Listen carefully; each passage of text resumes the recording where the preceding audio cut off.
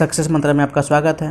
तो दोस्तों आज फिर से आप लोगों के बीच जो द्वितीय स्नातक स्तरीय प्रारंभिक परीक्षा बिहार एसएससी सीजीएल जो 2015 में 16 फरवरी को हुआ था उसके बारे में डिस्कस करेंगे एवं क्वेश्चन का लेवल जानने की कोशिश करेंगे कि कैसा क्वेश्चन पूछा गया था एवं इसका उत्तर क्या होगा। वैसे यह पेपर जो 2015 में बिहार एसएससी सचिवालय सहायक का परीक्षा हुआ था वो 2 चरण में परीक्षा हुआ था, 16 फरवरी एवं 23 फरवरी को। तो 16 फरवरी को जो पेपर हुआ था उसके बारे में डिस्कस करेंगे। चलिए जानने की कोशिश करते हैं कि कैसा प्रश्न पूछा गया था, पेपर का लेवल कैसा था, क्वेश्चन का लेवल। तो वैसे आप लोग सॉल्व करिएगा कि मैथ का क्वेश्चन और रीजनिंग का क्वेश्चन के सॉल्यूशन को सॉल्व करने की कोशिश कीजिएगा। वैसे मैं आपको सामान्य अध्ययन और सामान्य विज्ञान के बारे में डिस्कस करेंगे। तो इसी के साथ बढ़ते हैं। पहला प्रश्न आपको बोल रहा है कि यदि ए का वेतन बी से 25% कम है तो बी का वेतन ए से कितना प्रतिशत अधिक होगा। तो इसका सही उत्तर हो जाएगा 33.1/3%। वैसे मैं इसका जितने भी मैथमेटिक्स का क्वेश्चन है मैं उसका उत्तर बता देता हूँ कि क्या उत्तर होगा। वैसे आप लोग सॉल्व कर लीजिएगा और सॉल्व करने की कोशिश कीजिएगा अगर आपको पीटी क्वालिफाई करना है तो। दूसरे का उत्तर हो जाएगा आपका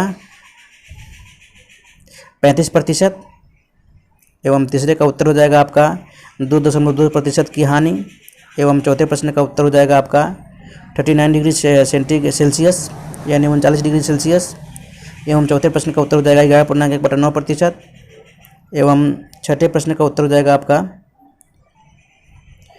64% एवं सातवें प्रश्न का उत्तर हो जाएगा इनमें से कोई नहीं क्योंकि उत्तर दे ही नहीं रखा है इसका। एवं 8वें प्रश्न का उत्तर हो जाएगा आपका 11 मिनट और 9वें प्रश्न का उत्तर हो जाएगा आपका ऑप्शन बी एवं 10वें प्रश्न का उत्तर हो जाएगा आपका इसका भी ऑप्शन हो जाएगा डी जो कि ऑप्शन में नहीं दे रखा है। आप लोग स्वयं ही इस क्वेश्चन को सॉल्व करें। एवं 11वें प्रश्न का उत्तर हो जाएगा आपका 6:4:3 एवं 12वें प्रश्न का उत्तर हो जाएगा आपका 30 दिन एवं 13वें प्रश्न का उत्तर हो जाएगा आपका 14 घंटे, ऑप्शन डी। वैसे मैं दोस्तों आपको मैं एक चीज़ बताना चाहता हूँ कि ये क्वेश्चन कोई ज़्यादा हार्ड नहीं है, लेकिन रीजनिंग का जो क्वेश्चन है वो घुमा फिरा कर पूछता है। वैसे मैथमेटिक्स का क्वेश्चन मैं लेता हूँ 1-2 क्वेश्चन जो आपको समझाने की कोशिश करता हूँ। ये क्वेश्चन बोल रहा है कि 1/9 अनुपात 1/81, 1/13 अनुपात वाट, यानी अगला पद क्या होगा, अगली संख्या क्या होगी। तो यहाँ पे 9 का दे रखा है 81 यानी 9 का स्क्वायर। उसी तरह से यहाँ पर भी 13 का स्क्वायर करेंगे तो होगा 169। तो इसका सही उत्तर होगा ऑप्शन ए 169, जो कि 18 नंबर क्वेश्चन बोल रहा है कि 11:132 अनुपात डैश अनुपात डैश डैश, यानी 11 का स्क्वायर करेंगे 121 में 11 जोड़ेंगे तो कितना होगा 132। तो उसी तरह से वो कौन सी संख्या होगा जिसका स्क्वायर करेंगे और वही संख्या जोड़ेंगे तो उतना आना चाहिए। तो अगर 25 का मैं स्क्वायर कर रहा हूँ तो 25 पर सही है 225, मैं 15 जोड़ रहा हूँ तो कितना हो रहा है 240, यानी ऑप्शन डी नहीं होगा। ऑप्शन बी की बात कर रहा हूँ तो 9 का स्क्वायर करूँगा तो 81 होगा, प्लस 9 जोड़ूंगा तो 90 होगा, यानी ऑप्शन बी मेरा ये सही हो रहा है। तो ऐसे ही आप दिमाग लगाए कोशिश करें और कोशिश करूँगा कि इसका वीडियो एक बनकर आए बढ़िया वाला। तो चलते हैं बढ़ते हैं सामान्य अध्ययन के क्वेश्चन पर, जो कि 64वां नंबर प्रश्न से शुरू होता है। आप लोग देख लीजिएगा पहुँच करके कि कैसा प्रश्न पूछा गया है। फिर से मैं दिखा देता हूँ, आप लोग एक बार ज़रूर देख लीजिएगा पहुँच करके ये सारे प्रश्न को, जो कि रीजनिंग और मैथमेटिक्स का क्वेश्चन है। अब आते हैं सामान्य अध्ययन के क्वेश्चन पर। बोल रहा है कि हरे रंग का पदार्थ जो पौधे में प्रकाश संश्लेषण करता है वह कौन है। तो ये क्लोरोफिल है, ऑप्शन ए। अगला प्रश्न, साइलेंट वैली या मूक घाटी किस राज्य में अवस्थित है। तो ये आपका केरल में अवस्थित है, ऑप्शन डी। गोवा नदी किस पर अवस्थित है। तो गोवा नदी मंडोवी नदी पर अवस्थित है, यानी ऑप्शन बी। शुष्काक्षी कोप का मनुष्य में प्रकोप किस विटामिन की कमी से होता है? तो इसका सही उत्तर हो जाएगा विटामिन ए की कमी से होता है। शुष्ककाक्षी रोग मनुष्यों में एवं विटामिन के कारण रक्त का थक्का जमना, विटामिन डी आपको हड्डियों की मजबूती में काम आता है एवं विटामिन सी की कमी से स्कर्वी रोग होता है। अगला प्रश्न, प्रोटीन ऊर्जा कुपोषण का परिणाम है? तो इसका सही उत्तर हो जाएगा बाल क्षय, ऑप्शन ए। एवं रिकेट्स यानी विटामिन डी की कमी से होता है रिकेट्स, एवं विटामिन बी की कमी से बेरी की बीमारी होती है। अगला प्रश्न,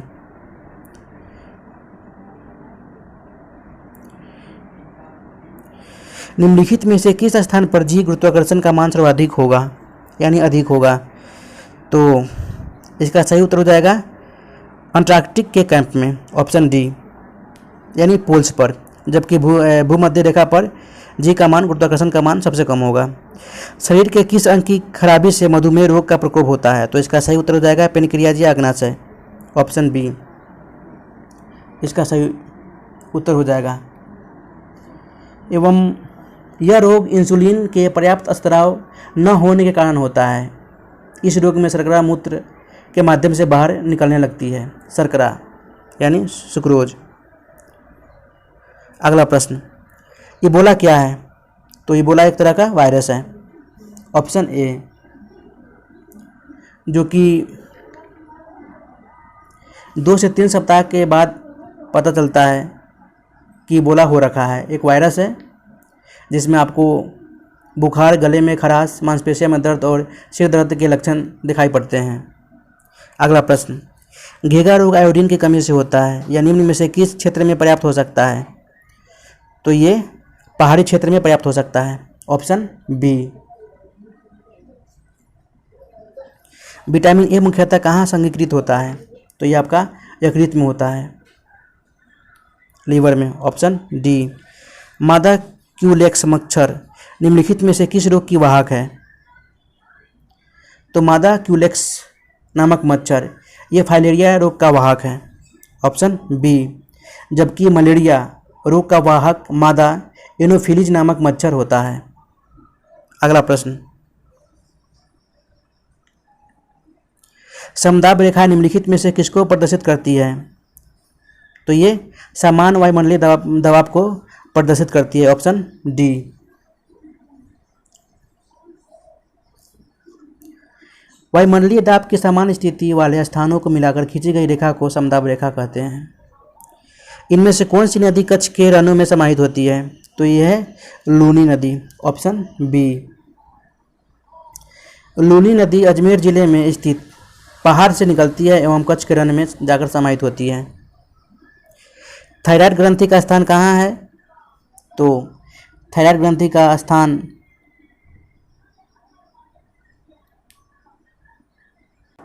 गला में है, ऑप्शन बी।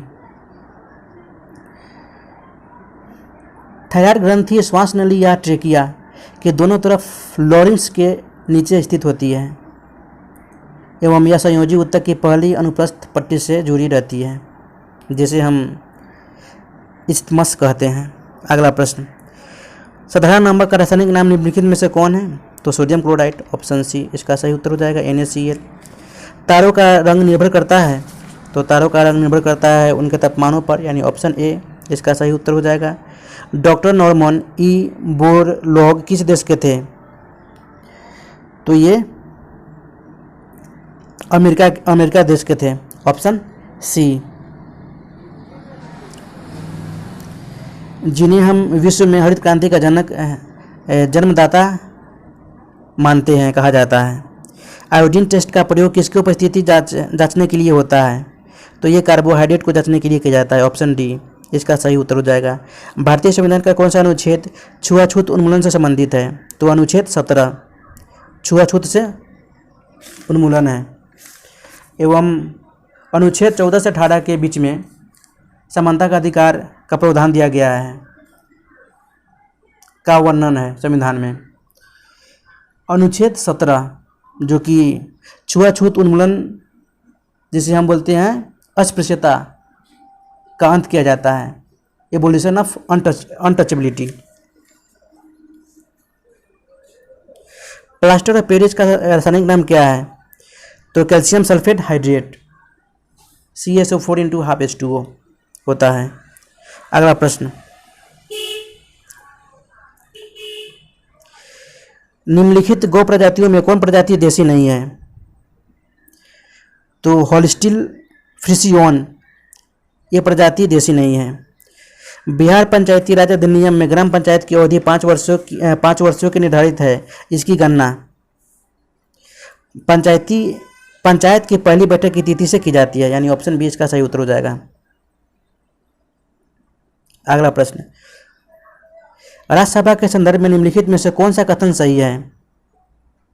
तो जो कथन सही है वो है सी, राज्य सूची के किसी विषय पर संसद कानून बना सकती है अगर राज्यसभा को तिहाई बहुमत से पारित करे कि राज्य सूची का संदर्भगत विषय राष्ट्रीय महत्व का भी हो गया है, यानी ऑप्शन सी इसका सही उत्तर हो जाएगा। एवं राज्यसभा को यह अधिकार संविधान के अनुच्छेद 249 के तहत प्राप्त है। अगला प्रश्न, राष्ट्रीय प्रतीकों के संबंध में नीचे दिए गए कथनों में कौन सा कथन सही नहीं है? तो जो कथन सही नहीं है वो आपका है ऑप्शन सी, राष्ट्रीय प्रतीक लौरिया नंदनगढ़ के शीर्ष से लिया गया है। ये स्टेटमेंट गलत है, जबकि भारत का राष्ट्रीय प्रतीक सारनाथ स्थित अशोक स्तंभ के शीर्ष की अनुकृति है। बाकी के सारे स्टेटमेंट ए, बी और डी सही है। अगला प्रश्न, लोकसभा या विधानसभा के निर्वाचन में एक उम्मीदवार अपनी जमानत की राशि खो देगा अगर उसे कुल वैध मतों का 1/6 से कम मत प्राप्त हो तो? ऑप्शन सी इसका सही उत्तर हो जाएगा। भारतीय राष्ट्रीय कांग्रेस का प्रथम अधिवेशन दिसंबर 1885 में कहाँ हुआ था? तो ये बम्बई में हुआ था। 28 दिसंबर 1885 को बम्बई में गोकुलदास तेजपाल संस्कृत कॉलेज के भवन में हुआ था एवं इस अधिवेशन की अध्यक्षता बोमेश चंद बनर्जी ने की थी। एवं भारतीय राष्ट्रीय कांग्रेस के प्रथम अधिवेशन पूना में होने वाला था, प्रस्तावित होने वाली थी, लेकिन फ्लैग बीमारी फैल जाने के कारण बम्बई में स्थानांतरित कर दिया गया। अगला प्रश्न, एक दल लोकसभा में विपक्षी दल होने का दावा करता है, इसके पास न्यूनतम कितने सांसद लोकसभा होने चाहिए? तो 55 होने चाहिए। ग्राम पंचायत का कौन सदस्य हस्तलिखित आवेदन मुखिया को समर्पित कर त्यागपत्र दे सकता है? आवेदन समर्पित करने के कितने दिनों बाद त्यागपत्र प्रभावी माना जाएगा? तो 7 दिनों बाद। ऑप्शन ए सही उत्तर हो जाएगा इसका। भारत में स्वतंत्रता के बाद आम चुनाव कब संपन्न हुआ था? तो 1952 में। ऑप्शन सी, नरेगा योजना का खर्च केंद्र और राज्य के बीच किस अनुपात में वहन करता है? तो 90:10 में वहन करता है। इसका सही उत्तर हो जाएगा ऑप्शन ए। निम्नलिखित पंचवर्षीय योजना में कौन सी योजना अनावृष्टि और 2 युद्धों के कारण प्रभावित हुई है? तो ये पंचवर्षीय योजना है तीसरी पंचवर्षीय योजना, ऑप्शन बी इसका सही उत्तर हो जाएगा।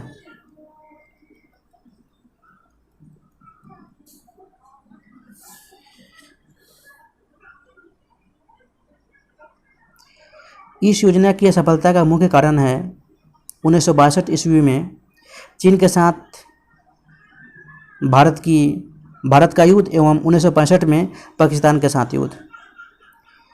1965-66 में देश में भयंकर सूखा अकाल भी पड़ा था। अगला प्रश्न, बिहार में किसान सभा की स्थापना किनके द्वारा की गई थी?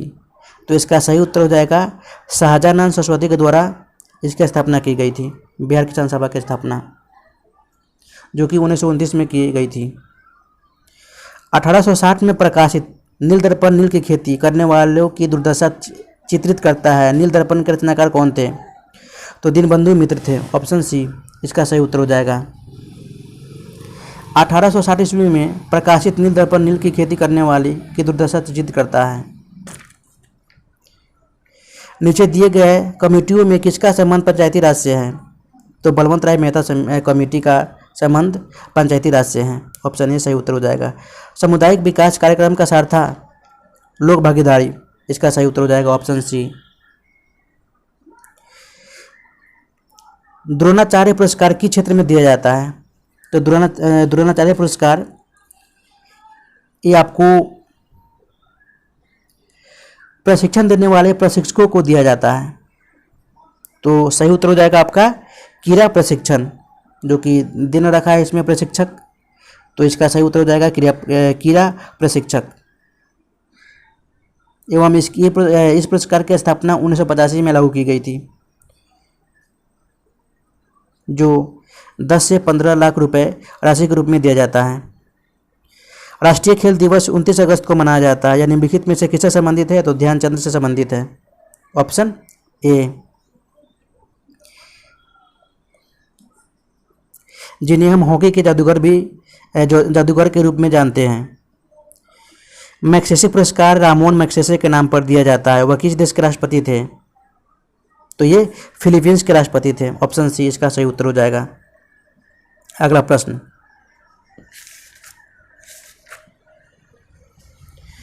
बोल रहा है कि 22वें शीतकालीन ओलंपिक खेल किस देश में आयोजित किए गए थे?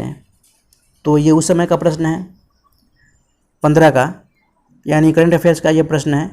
तो उस समय ये था रूस। ऑप्शन ए, जो कि 2014 में सोची में, रूस के सोची में आयोजित किया गया था। उसके बाद ऑप्शन दे रखा है दक्षिण कोरिया। तो आपका जो 23वें ओलंपिक खेल, शीतकालीन ओलंपिक खेल आयोजित हुआ था, ये आपका प्योंगयांग में हुआ था, दक्षिण कोरिया के प्योंगयांग में हुआ था। एवं आपका जो 24वें शीतकालीन ओलंपिक खेल आयोजित हुआ था 2022 में होने वाला है, ये चीन के बीजिंग में होगा। एवं जो पिछली बार यानी टोक्यो ओलंपिक 2020, इसको हम ग्रीष्मकालीन ओलंपिक या ओलंपियाड खेल कहते हैं, जो कि ये 32वें ओलंपियाड खेल, जो कि टोक्यो की राजधानी जापान में आयोजित किया गया था। एवं यह खेल 20 में होने वाला था, लेकिन 21 में हुआ था। 23 जुलाई से प्रारंभ किया गया था। अगला प्रश्न, सहारा रेगिस्तान किस महाद्वीप में अवस्थित है? तो इसका सही उत्तर हो जाएगा आपका ये अफ्रीका महाद्वीप में स्थित है। Option C. एवं यह विश्व का सबसे बड़ा रेगिस्तान है। डूरंड कप किस खेल से संबंधित है? तो डूरंड कप यह फुटबॉल से संबंधित है। Option B. एवं यह विश्व के सबसे पुराने फुटबॉल टूर्नामेंटों में से एक है। वर्ष 2014 के नोबेल शांति पुरस्कार का विजेता कौन था? तो ये उस समय मलाला यूसुफजई और कैलाश सत्यार्थी थे। ऑप्शन सी इसका सही उत्तर हो जाएगा। बिहू किस राज्य का लोक नृत्य है? तो बिहू असम का लोक नृत्य है। एवं एक वर्ष में 3 बार आयोजित किया जाता है। जो बोहाग बिहू है 9 वर्ष के स्वागत के रूप में आरंभ किया जाता है। माघ बिहू धान की फसल के पक जाने के बाद माघ बिहू के रूप में किया जाता है। एवं वैशाख बिहू बसंतोत्सव के समय आनंद के प्रतीक के रूप में किया जाता है। तो ये वर्ष में 3 बार आयोजित किया जाता है बिहू लोक नृत्य। पेरू की राजधानी, तो पेरू की राजधानी लीमा है, जबकि लापाज ये आपका बोलीविया की राजधानी हो गया, और इक्वेडोर की राजधानी हो गया क्विटो, एवं कोलंबिया की राजधानी हो गया बोगाटो। अगला प्रश्न, चेरनोबिल परमाणु संयंत्र जो अब बंद है कहाँ है? तो ये आपका है यूक्रेन में। Option B. एवं बंद होने का कारण था रेडियोधर्मी रिसाव हुआ था। इस परमाणु संयंत्र में रेडियोधर्मी रिसाव हुआ था। जापान की मुद्रा क्या है? तो जापान की मुद्रा येन है। Option D. जबकि चीन का युआन है, यूएई का दिरहम है, और डेनमार्क का क्रोनर है। अगला प्रश्न, निम्नलिखित में से किस चक्रवात ने भारत के पूर्वी तट को प्रभावित नहीं किया? तो ये नीलोफर चक्रवात ने भारत के पूर्वी तट को प्रभावित नहीं किया, ऑप्शन ए। एवं भारत के पश्चिमी तट पर आया था, यह दक्षिणी हिंद महासागर के तट के रूप में देखा गया था। तूफान था ये, जो इससे गुजरात, महाराष्ट्र और राजस्थान प्रभावित हुआ था। अगला प्रश्न, ट्रेन टू पाकिस्तान पुस्तक निम्नलिखित में से किसने लिखी थी? तो ये लिखी थी खुशवंत सिंह ने, ऑप्शन डी इसका सही उत्तर हो जाएगा।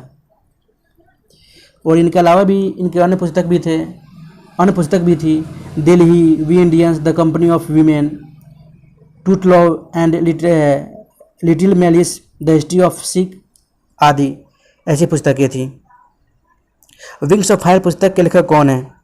तो एपीजे अब्दुल कलाम इस पुस्तक के लेखक हैं, ऑप्शन बी। एवं यह उनकी आत्मकथा है एवं इसके सह लेखक अरुण तिवारी, जो एपीजे अब्दुल कलाम जी के बचपन से लेकर 1999 तक के जीवन सफर के बारे में बताया गया है इस पुस्तक में। अगला प्रश्न, भारत एक खोज पुस्तक अहमदनगर किला जेल में कारावास के दौरान लिखी गई थी। भारत एक खोज के लेखक कौन थे? तो जवाहरलाल नेहरू, ऑप्शन डी। अगला प्रश्न, कौन सा देश sugar bowl of the world के रूप में जाना जाता है? तो ये आपका हो गया क्यूबा, ऑप्शन ए इसका सही उत्तर हो जाएगा, जिसे हम विश्व का चीनी का कटोरा के नाम से जाना जाता है। जल का घनत्व किस तापमान पर सर्वाधिक होता है? तो 4 डिग्री सेल्सियस पर, ऑप्शन डी। संयुक्त राष्ट्र संघ का गठन किस वर्ष हुआ था? तो ये 1945 में हुआ था, 24 अक्टूबर 1945 को, ऑप्शन ए। भारत की आज़ादी के समय भारत का वायसराय कौन था? तो लॉर्ड माउंटबेटन था, ऑप्शन सी इसका सही उत्तर हो जाएगा। कौन सा ICS अधिकारी भारतीय राष्ट्रीय कांग्रेस के 1885 में गठन में शामिल रहा? तो ये आपका है एओ होम, ऑप्शन डी।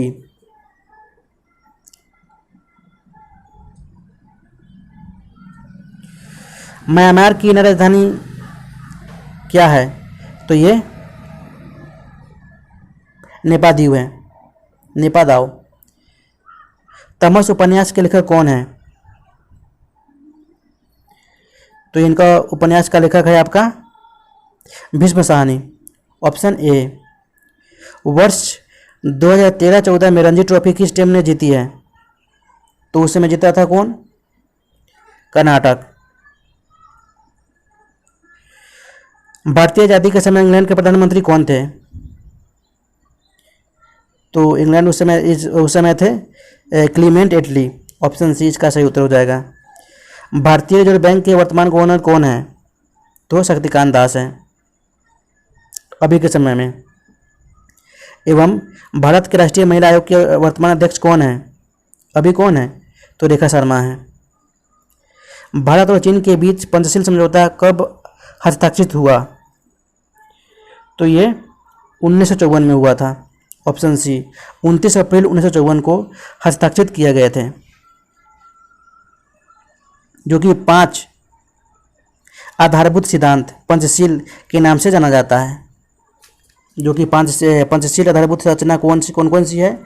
तो एक दूसरे की प्रादेशिक अखंडता और प्रभुसत्ता का सम्मान करना, दूसरी एक दूसरे के विरुद्ध आक्रामक कार्यवाही न करना, तीसरी एक दूसरे के आंतरिक विषयों में हस्तक्षेप न करना, चौथी समानता और परस्पर लाभ की नीति का पालन करना, तथा 5वां शांतिपूर्ण स्वस्थ तत्वों की नीति में विश्वास रखना। अगला प्रश्न, भारत में हरित क्रांति का जनक कौन थे? तो डॉक्टर एम एस स्वामीनाथन, यानी ऑप्शन सी इसका सही उत्तर हो जाएगा। अगला प्रश्न बोल रहा है कि आंग सान सू की जो NLD की नेत्री है किस देश से संबंध रखती है? तो ये म्यांमार से संबंध रखती है, ऑप्शन डी। महात्मा गांधी और बाबा साहब अम्बेडकर के बीच पुनः समझौता कब हुई थी? तो 24 सितंबर 1932 को पुनः समझौता हुआ था, ऑप्शन बी। जो कि यह समझौता मदन मोहन मालवीय के प्रयास से संपन्न हुआ था।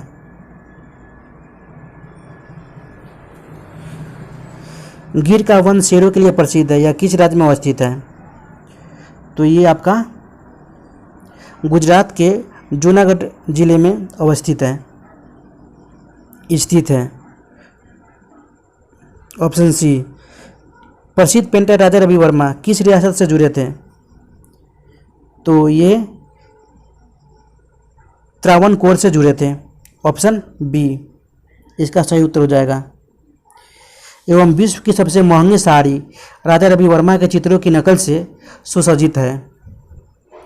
भारत में बहने वाली नदियों में किसका उद्गम अमरकंटक में है? तो यह सोन नदी। Option B.